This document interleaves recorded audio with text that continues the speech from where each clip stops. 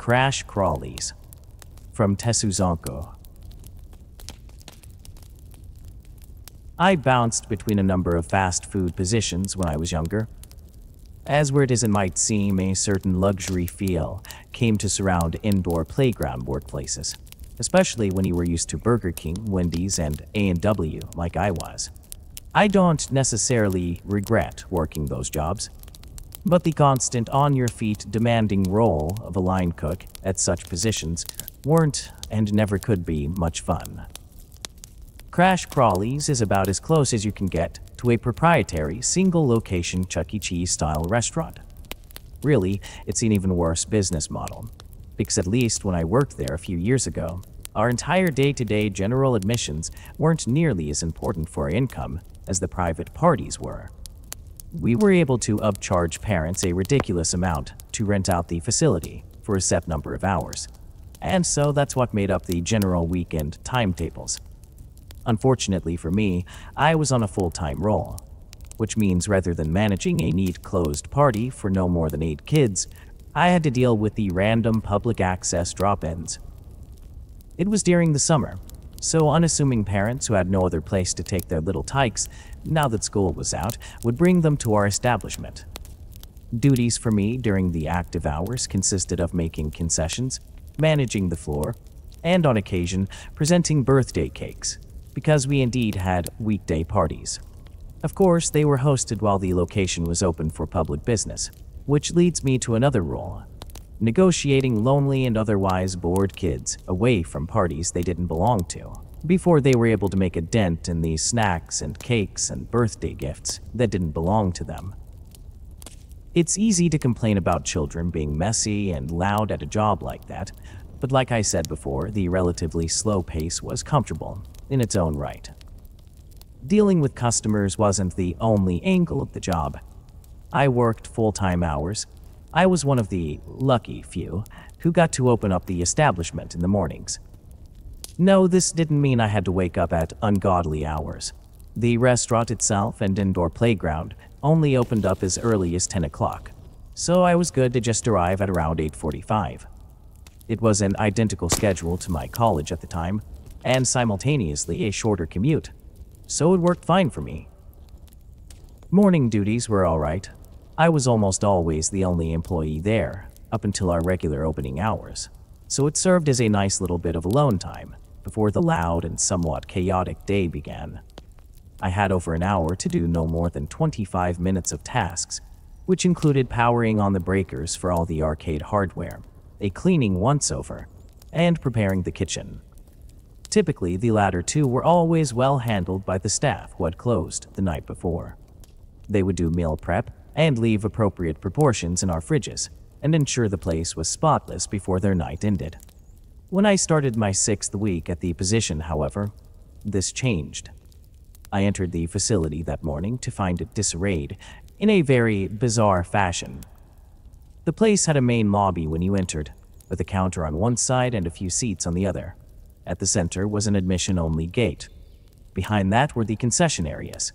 At the very far wall was the indoor playground.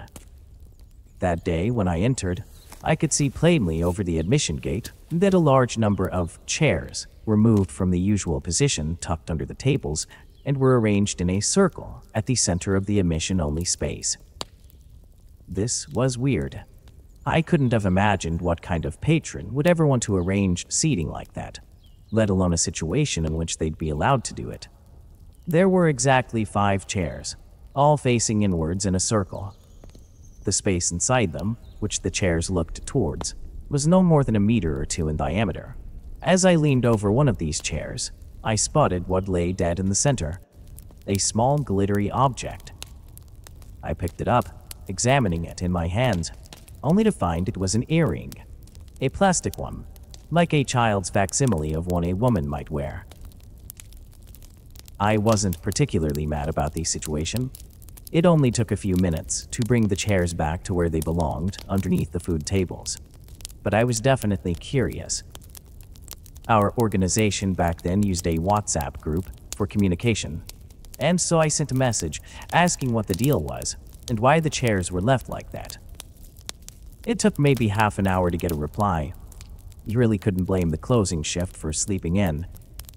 The message informed me that no one had any idea what I was talking about, that the place had been left in perfect condition, with the chairs where they should have been. I assumed they just had a lazy night and hadn't bothered to put the chairs back in their proper places. It still bugged me how they ended up like that in the first place, as the seating arrangement seemed rather purposeless. But I didn't push the issue. My day went on. Nothing else was out of place, and so I completed the rest of the morning duties with no other items of note. As I finished my day, the earring I'd found, which I had placed into our lost and found, was yet to be claimed. Guess that made sense. It was obviously quite cheap, and I doubted if a child was missing it, the parent would bother bringing them back to the location to claim it. They would probably just get another set. I arrived the following morning to find an annoying sight. The chairs were, yet again, out of place. This time the circle consisted of 6 chairs, not 5, though everything else was identical, with the chairs lining up in a circular shape. This time when I checked, the center was occupied by a small plastic replica earring, just like before. Before fixing everything, I took a photograph of the chairs, texting it to my group chat as evidence of what I was talking about, asking why they were like this. I bent down, grabbing the little piece of jewelry, and working my way to the lost and found just behind the admissions desk. As I opened up the drawer where we normally stored the small valuables in, I put the earring down and noticed it was identical to the one I'd found the day before. I then looked at both, noting that the only difference at all was the inversion of the symmetry, which meant they were the same set. This was even more curious. I placed the fake gems down together. I was going to text the chat again when I realized I wasn't sure how to convey the strangeness of finding 2 matching earrings in a seemingly specific spot, back to back, in few enough words. So I decided not to even bother. Instead, I dwelled on it as I went about my other duties. It seemed the most logical that the closing crew was pulling some weird prank on me. But that still seemed off, because I hardly knew any of them. Besides, it took just as much work to move the chairs into their odd formation as it did to restore them to how they were supposed to be. So what was going on? I didn't come to learn anytime soon. Something a little bizarre did happen later that day, though. We had a large amount of kids that noon, irregular for a weekday. I think at peak there was a little over 10 groups present on the indoor playground. I remember slicing a pizza that I was about to serve when I spotted something going on that immediately provoked my curiosity. There was a man, older and bald, present in between the many tables we had set up for food. Immediately, I didn't recognize him as someone who had come in earlier. He had a sort of disheveled look about him, not super out of place, but still odd, as you could tell he was lacking personal grooming. He had the attention of a few of the kids, so I thought he was a parent as he spoke to them. The kids then moved back to their table, but bizarrely, each removed one of the chairs from underneath the table, carrying them back to the man. I left the pizza unattended to walk over and inform them they shouldn't be moving establishment chairs around. As I looked on, though, I noticed the children were all independently moving the chairs into the form of a circle. The man was instructing them where to place each one, pointing with his finger. When it dawned on me they were putting together the same array of chairs that had popped up the last 2 mornings, I felt my heart sink. I didn't know what to think at first, even though the implications seemed to suggest that the man was probably responsible for the previous circular layouts, which indicated he'd somehow been in the establishment after closing. After letting that fact register, I approached him, clearing my throat and asking them what they thought they were doing. He stared at me idly, not replying, as if waiting for me to say something else. So I did. I informed him that chairs aren't to be moved from the tables, before specifically asking him why he was making that bizarre circle. The area was already cramped anyways, considering how many kids were present and eating, giving my authoritative complaint all the more validity. He looked at me, tilting his head slightly for a reason I wasn't sure of, before informing me that he was sorry. He waved his hand, and the children all at once, who had been standing about in a half circle behind each chair, looked at me before taking the chairs back to the tables they'd taken them from. The entire scene was very off-putting. The man seemed strange in a way I couldn't quite place, and the kids were, well, odd.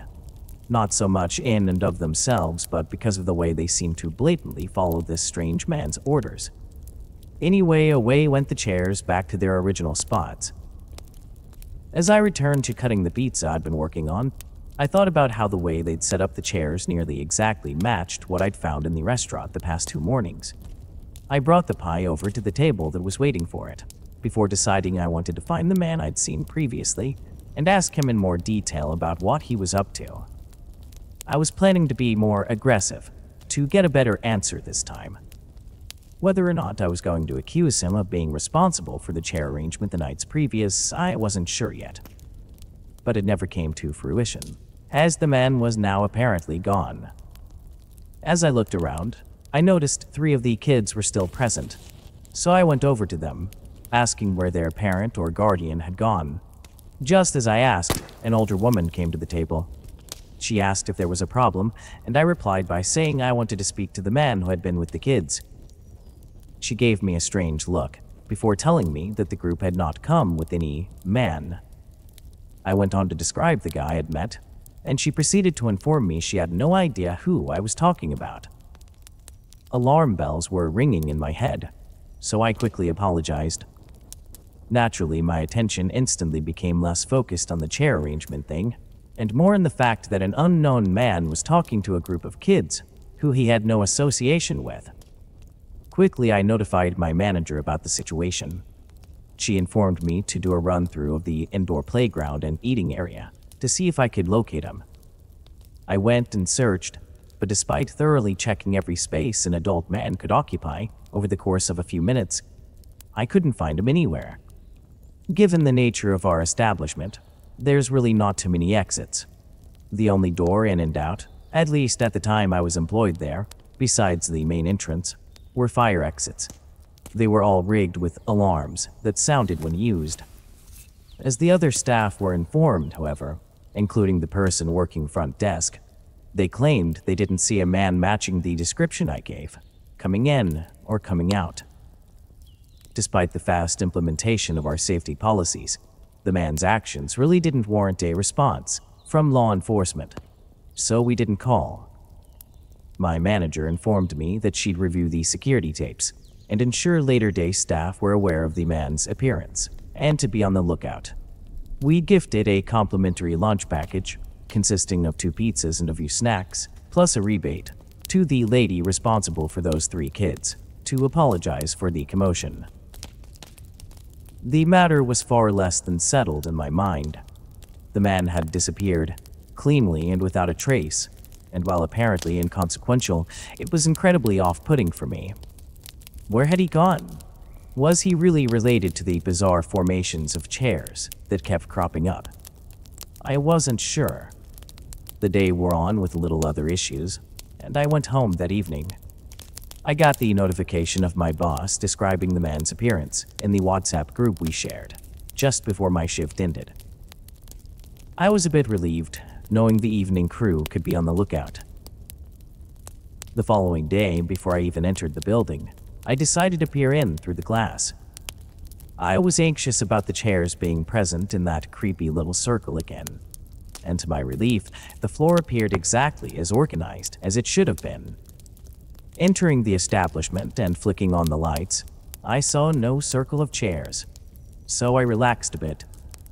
I didn't quite know what to think regarding causality and whatnot. I instead opted to enjoying the fact that everything was as it should be. My morning progressed smoothly for about half an hour.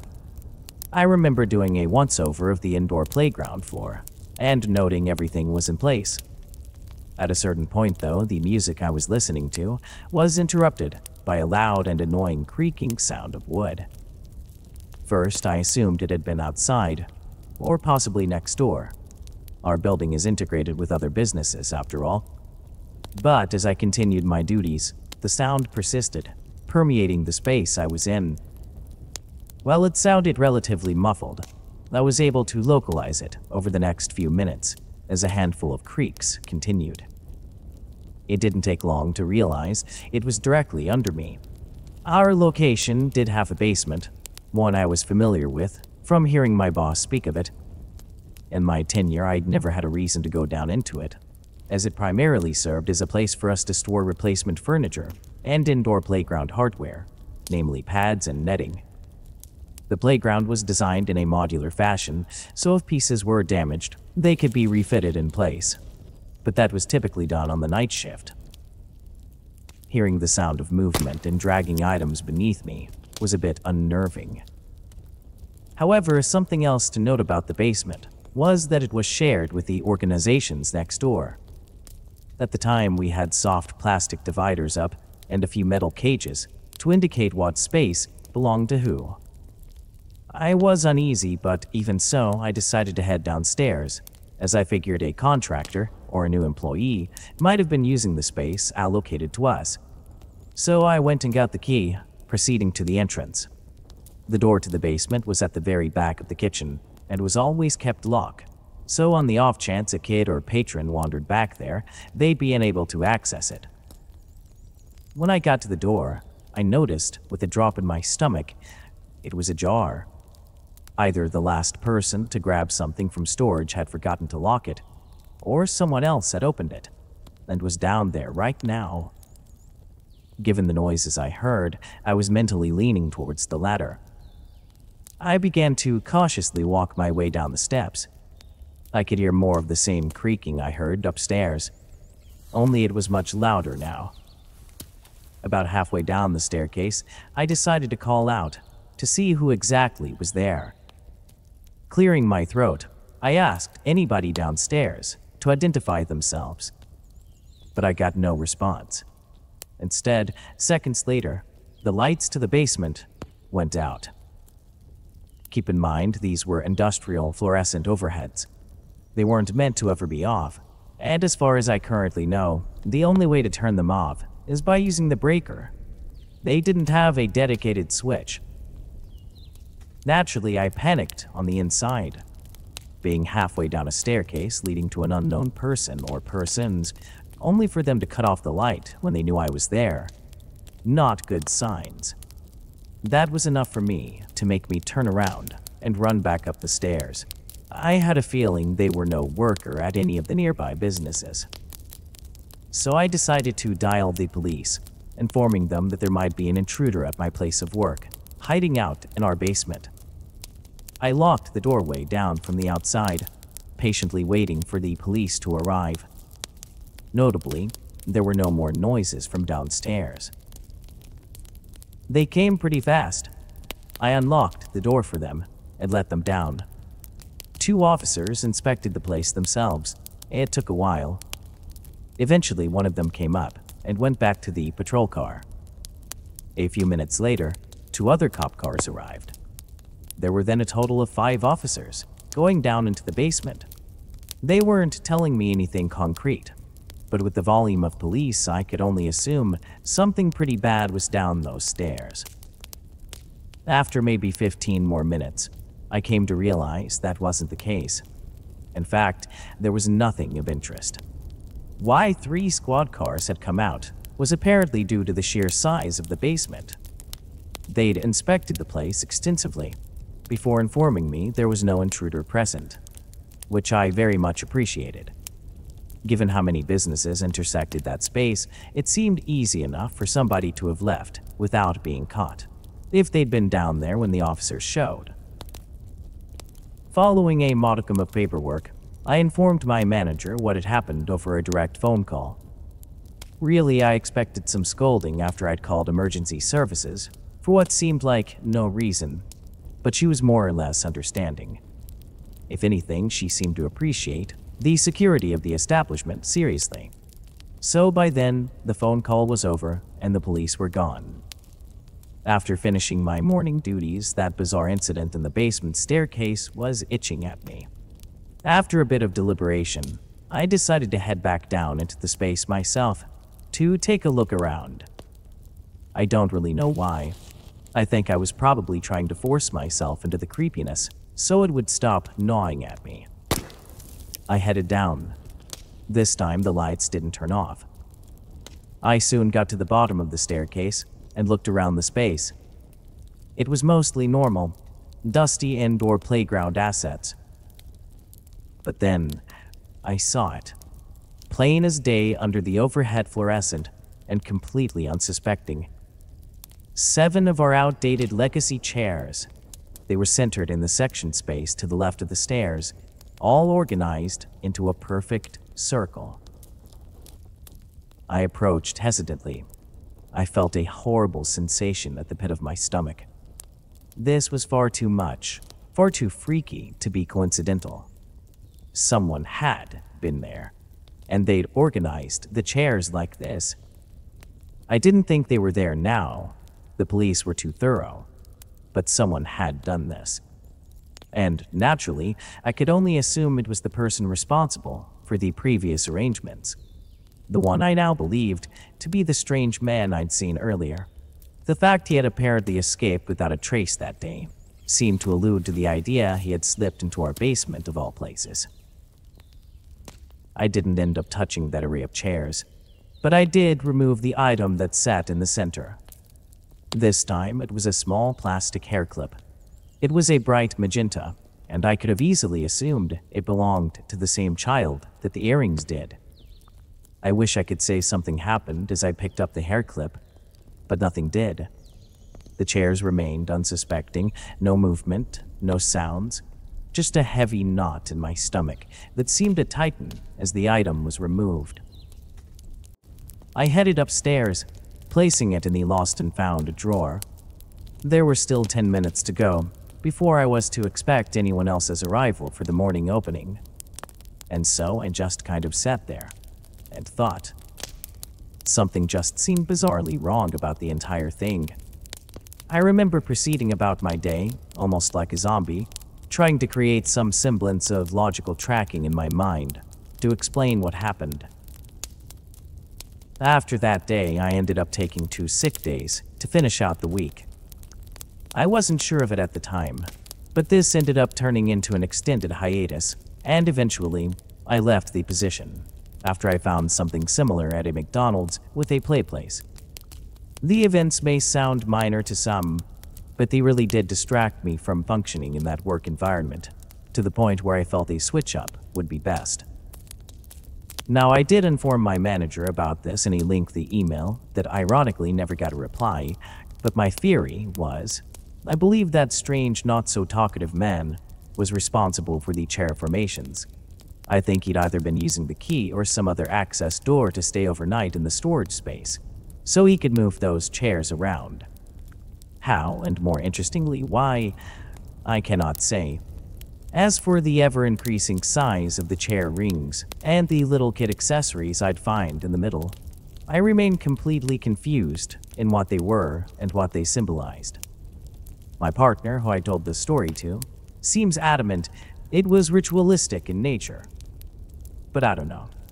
I didn't end up staying in touch with anyone from that position, and I never found out if anything more came of it. There's always something watching. From Alex S. I have a couple of stories I can share relating to strange and creepy experiences that I've had at 2 separate jobs. My first story takes place during my last semester at the university I previously attended. I won't name the university itself, but you do need to know that it was on the smaller side, and it's a private, diocesan university. There's a seminary on campus, along with a house for religious brothers, and I think there's a place for the nuns and sisters to stay. Every once in a while, you'd even see the nuns walking this big black dog around campus. There are several buildings on campus now, but the original building is still standing. I had the unpleasant experience of staying on a 4th-floor dorm in 2021, just a few months before the building itself turned 100 years old. There were always rumors that these dorms were haunted, but I hadn't believed them until my own experience changed my mind. These dorm rooms were single rooms, meaning no roommates as the rooms were wildly small. And with it being almost 100 years old at the time, these were the original dorms to the school, meaning a lot of life, both good and bad, has gone through here. The stairs themselves had a curve in them from the years of foot traffic. I'd been going through a rough patch at the time, and I'll be brutally honest, my headspace was nothing but depressing.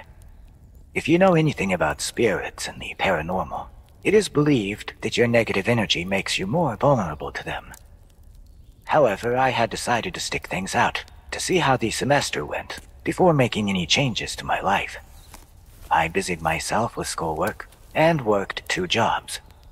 One of my jobs was a work-study at campus safety, and the other being off campus at a convenience store down the road. Now, there weren't many of us staying on the 4th floor, so the hallway was usually dark.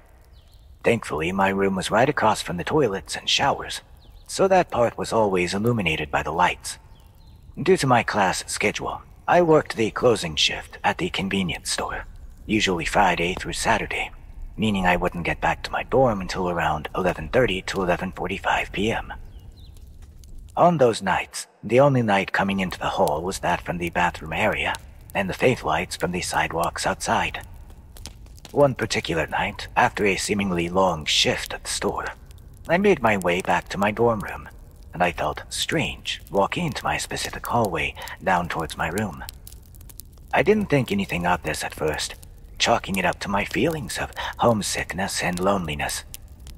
Before going to bed, I decided to take a shower to relax and brush off the stress of the day. When I left my room and before going across the hall, I looked down towards the opposite end of the hallway. I swore I saw someone standing and looking out the window. I didn't see a face or body, but a shadow. I blinked a few times and it was gone. I played it off as a trick of the light and my overworked mind. After my shower, when I walked back into my room, I looked down the hall again and still saw nothing, but I did feel an overwhelming sense of being watched. Later on, when I was getting ready to go to bed, I used the sink in my room, and the water went from clear to brown, then back to clear again in an instant. This wasn't the first time it happened. I just told myself it was old plumbing. However, a few weeks after the incident, I googled the myths surrounding this old building, and I was a bit creeped out to find that bloody water was one of the more prominent myths. Fast forward a few weeks after this incident occurred. I was back home for fall break, and I couldn't have been more grateful to be back. My mental health had really taken a toll, and I was glad to have a break from my daily stressors back at school. One night, while spending time with my mom and sister, we got on the topic of my strange experience at the dorm. We decided to bring out the Ouija board, which isn't one of my proudest moments. My fellow paranormal and spiritual people will probably either cringe at my decision to partake in this, or be intrigued to hear about what happened. We believe we came into contact with what we were told was the spirit that I saw that night. Whether that's true or not, I'm not sure. From what this supposed spirit told us, he had been a student at the university, specifically a seminary student. Sadly, he told us that he had ended his own life, as his sexuality was discovered by his higher-ups, and he was to face the consequences of it. The spirit claimed that the university had covered up all information about his death, which would make sense considering they would want to keep that information sealed to protect their reputation. He claimed he knew and felt my loneliness and sadness and didn't want me to feel that way anymore. He also said I had to leave the university in order to get past these feelings. Whether or not this information was true, considering you never know who you're talking to on the other side of the board, I did end up leaving the university after finishing the semester, and it did greatly improve my mental health. I believe the spirit still watches over me from time to time as well, as I still have the key to the very room where I felt I'd hit rock bottom. I hope that one day they uncover more information that may solidify and validate this spirit's death. My next story takes place only a few months after leaving my university. I was taking a break from school and working at the same convenience store as before. I worked on the floor of the store, essentially meaning guest service. I encountered a lot of people during the day. One thing that was a big deal for us to do when interacting with guests was to make eye contact. I've never had an issue with this, and I found it to be a skill that comes easy to me. One day while working the front counter, I had a man come to my register. He seemed to be a businessman, dressed in a dark suit, with his hair gelled to one side. A very clean-cut man. However, when I first said hello and made eye contact with him, there was something different about his eyes. Something unsettling. They weren't piercing, but they were somehow a bright blue-gray tone. And his smile was extraordinarily white, with perfect teeth. Overall, his features just seemed too perfect to be real. I continued to make eye contact with him throughout our interaction, but every time he looked at me, it was as if he was looking through me, or trying to look deep into my mind. I felt uncomfortable the whole time, and even for some time after interacting with the man. He would continue to come into the store every other day or so, for about 2 weeks. Somehow he'd always end up at my register, even during our busy rushes. Each time he would flash this unsettling smile and greet me with a low, "Hello, Alex," as if he had known me personally. It wasn't strange for guests to call me by my name, as I did wear a name tag for my uniform.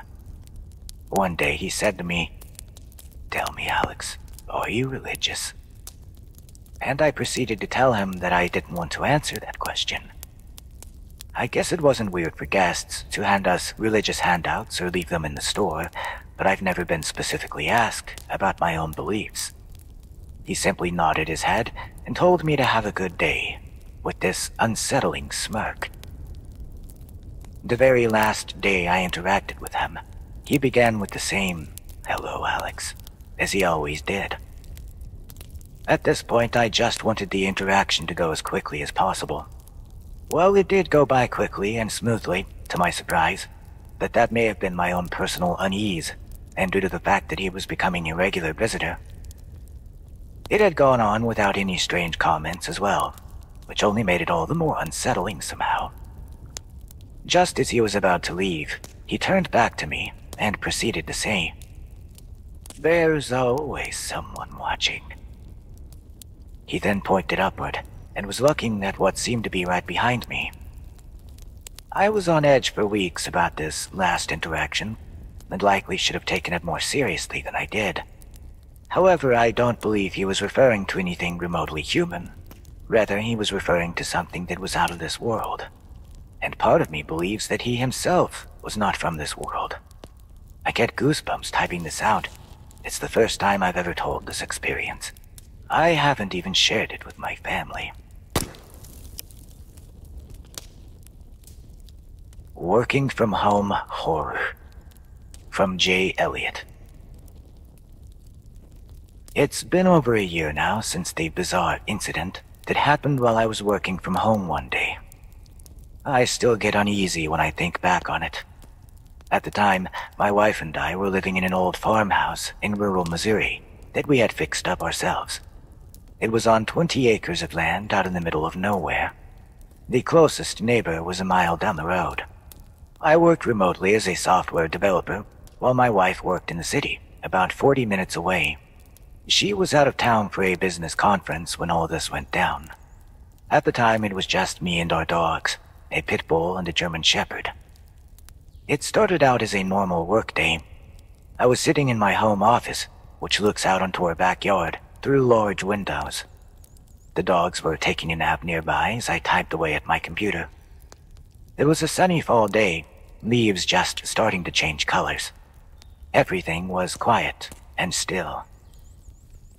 After I had been working for a couple of hours, I heard the first unusual noise.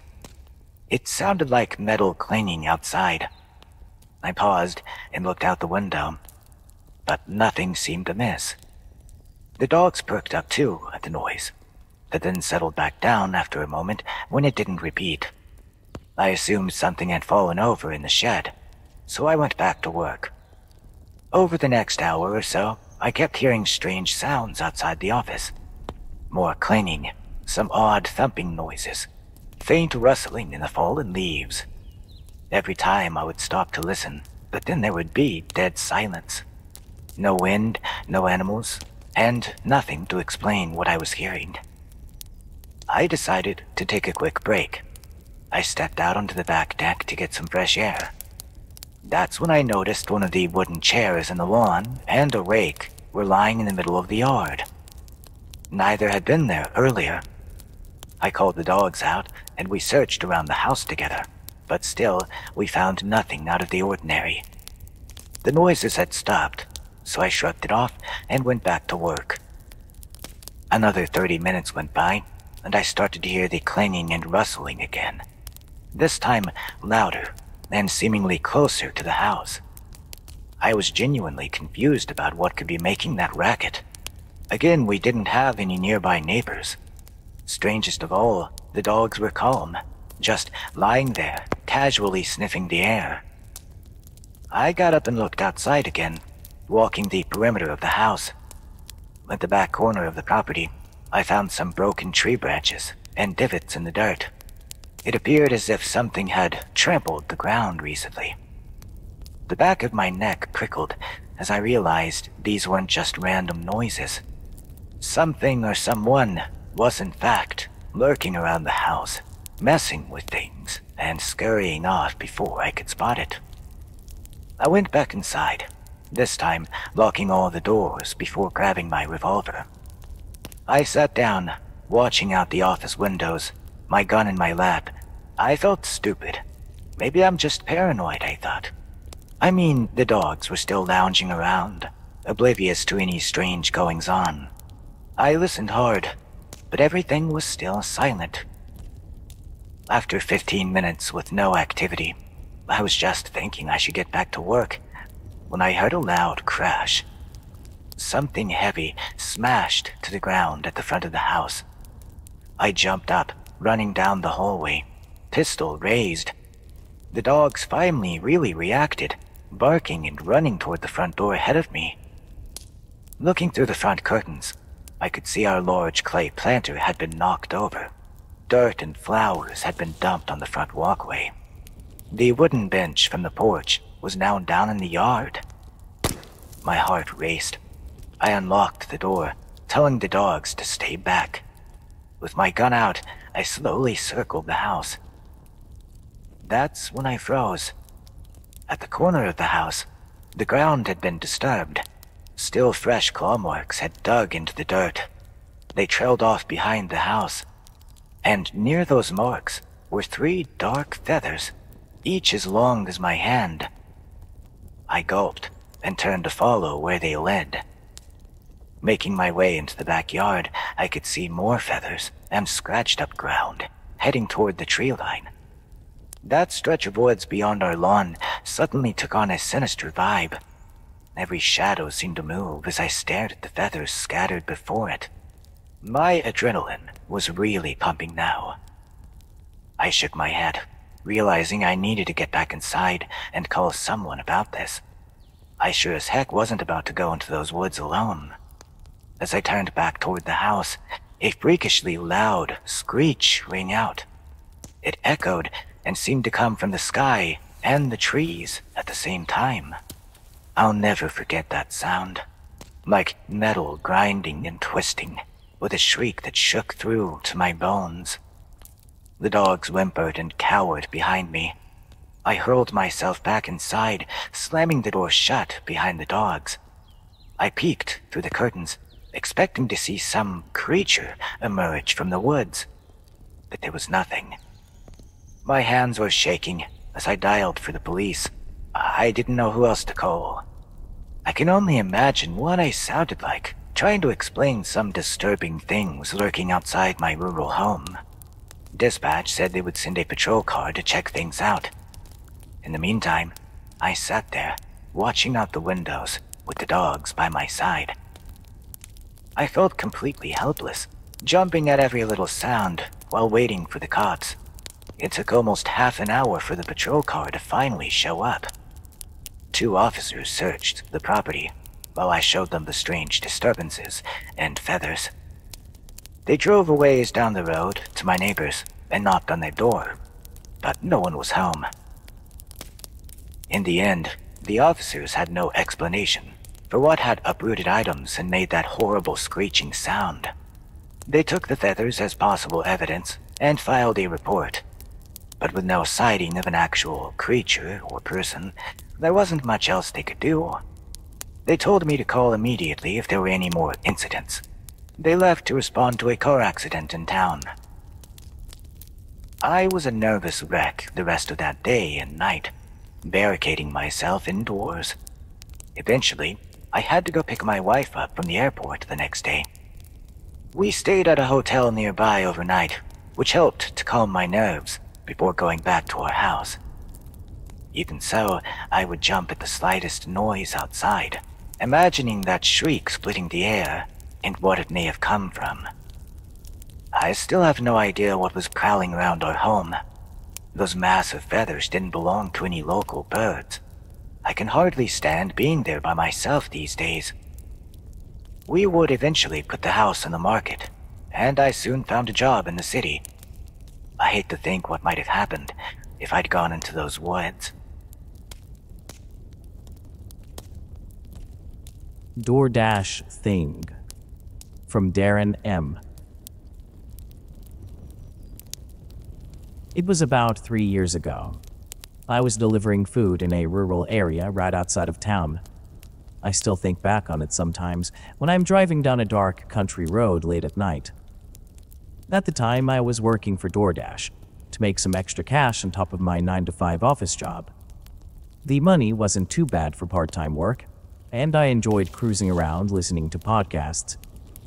Most of the deliveries were to houses in suburban neighborhoods or apartment complexes, but every once in a while, I'd get an order going out to a more rural address. It was a Saturday night around 11 p.m. when I got pinged to pick up an order from a 24-hour diner that would be delivered to a house a good 15 miles away. It seemed really far, but I was pretty sure the delivery radius was decided by the restaurants or whatever, and the tip alone was $20, so I figured it was worth the drive. The trip would apparently take me down a winding country road outside of town that I was not familiar with. There was barely any moonlight as I turned off the main highway and headed down this pitch-black road. No streetlights either, just my headlights cutting through absolute darkness. The houses out there were few and far between. Mostly it was just fields, trees, and the occasional dirt road or driveway. I had been driving for about 10 minutes when the directions told me I still had 3 miles to go. The road hadn't passed any houses in quite a while. The woods were thick on either side, and I hadn't even seen another car for miles. I was just thinking I should turn on some upbeat music when I came around a bend, and I had to slam on my brakes. Because there was something in the middle of the road. I glimpsed it for just a split second in my headlights. Sounds crazy, but it looked like a huge dog or wolf standing over some kind of carcass. But as the glare of my headlights lit it up, the creature's eyes shone back red. Then the thing turned and in a flash bounded into the woods on 2 legs in just about 2 leaps. My heart was absolutely pounding. I threw the car into reverse and sped backwards down the road to get the heck out of Dodge. Once I felt safely far enough away, I pulled over and turned the car around. I sat there, trying to slow my breathing, processing what I'd seen. That was no normal wolf, coyote, or dog. The thing was massive, almost the size of a person with hulking shoulders, and the way it turned to look at me was too deliberate, too intelligent. I debated canceling the order and heading home, but there was a house waiting for this food, and I didn't want to leave them hanging. So I continued the drive, far more cautiously than before. The last couple of miles, I was gripping the steering wheel tight, straining my eyes for any sign of that creature. Finally, I reached the small driveway leading off into the woods. I pulled up to the modest single-story home and knocked on the door. An older man answered, graciously accepting his food. He apologized for making me come all the way out there, as he handed me a nice cash tip. I made sure to ask him if he'd seen any strange animals lately. The man frowned and said he knew there were some coyotes and wolves out there, but they tended to keep their distance from people. Now, I was creeped out, and I felt like talking about it would help me deal with it. So I went ahead and told him what I saw on the way there. When I described it, his expression changed to concern.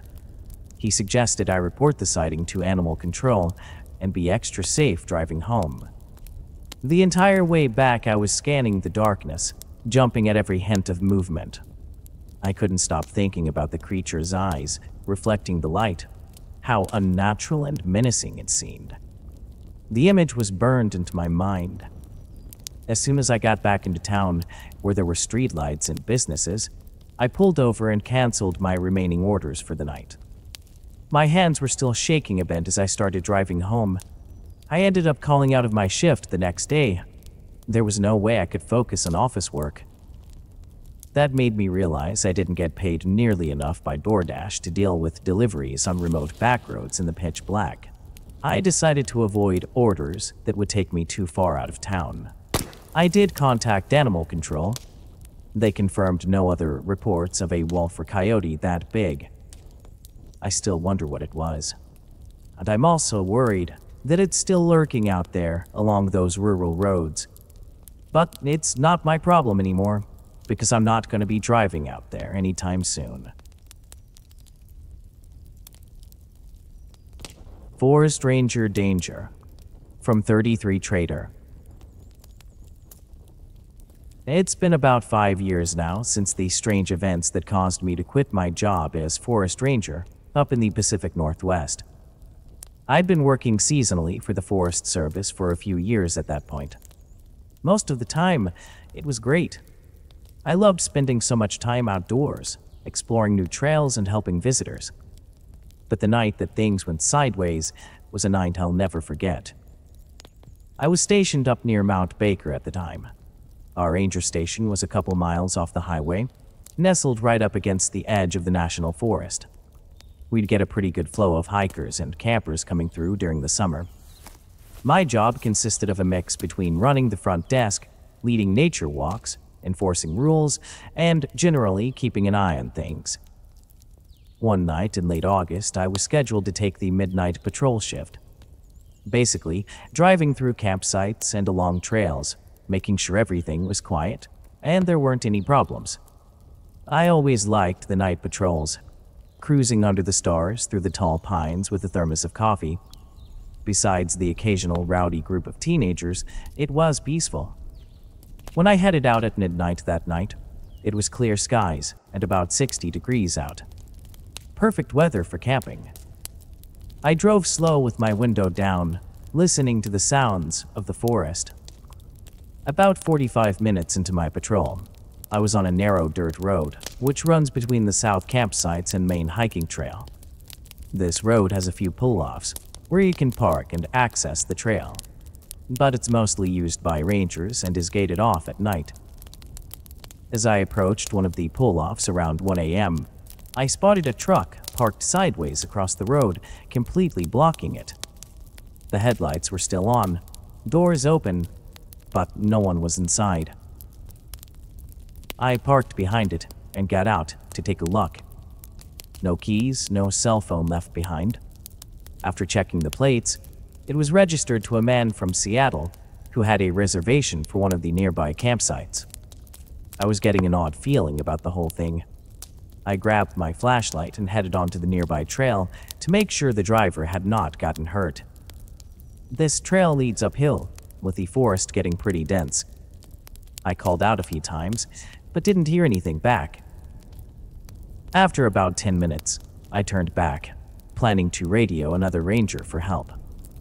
As I walked down the hill toward the road, that's when the beam of my flashlight landed on something at the edge of the trail.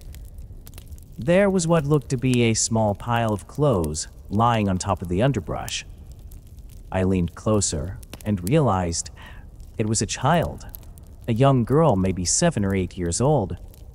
She was lying on her side, eyes closed, wearing pajamas. She looked as if she was sleeping. I knelt down beside her, completely confused, trying to understand how a kid could be alone out here in the middle of the night. I reached out to gently shake her shoulder. That's when I froze. As my hand touched her, the girl's eyes shot open, but there was something wrong. Her eyes were entirely black. No iris, no whites, just a void. In that same instant, before I could react, the girl let out an inhuman shriek, piercing the silence of the forest. I scrambled back, blinded by my flashlight beam reflecting off her retinas. The scream lasted several seconds, reverberating through the trees. Then it cut off abruptly. When I looked up again, she was sitting up and staring right at me with those pure black eyes. Slowly, the girl stood up on the trail. She was tiny, couldn't have been more than 3.5 feet tall. But the look on her face was one of utter contempt, like the stare of an adult who utterly despises you. Then she spoke. The voice that came out sounded young, but also too articulate, too low-pitched for that of a child that age. "This place is not for you," she said. "Leave now." I was absolutely paralyzed, looking into those empty voids where her eyes should have been. She blinked once, and when her eyelids opened again, her eyes were normal. This girl then turned and walked into the forest, quickly disappearing between the trees before I could say a word. I scrambled up, sprinting back down the trail to my truck, nearly twisting my ankle, stumbling over roots and rocks. I drove back down the road and radioed the situation in an absolute panic. The other ranger on duty thought I was playing some kind of prank at first, but he knew me well enough to hear the fear in my voice and know I was serious. I met him back at the ranger station. We went to the campsites of the truck owner I'd looked up. An older couple and their young granddaughter were staying there. They had no idea that the truck was gone, insisting they had locked it and had both sets of keys. The girl they had with them appeared totally normal. No signs of that entity I'd encountered on the trail. Still, I couldn't bring myself to fully explain what I'd seen. The other ranger and I searched the woods and kept watch in the campsite, but no other clues emerged. In the morning, the truck was still there, where I'd found it. I quit working for the Forest Service about 2 weeks later. No matter how much I tried to put the event at the back of my mind, a new crawling fear took hold of me. Day or night, but especially after dark, a creeping feeling of dread and terror accompanied me on patrols. I just couldn't continue patrolling those woods alone after that. I had no interest in finding out what that thing was either. As long as it's a different area, I still go camping and hiking all the time. Whatever that presence was in the forest, I think it wanted me gone, and I'm not about to ignore that kind of warning.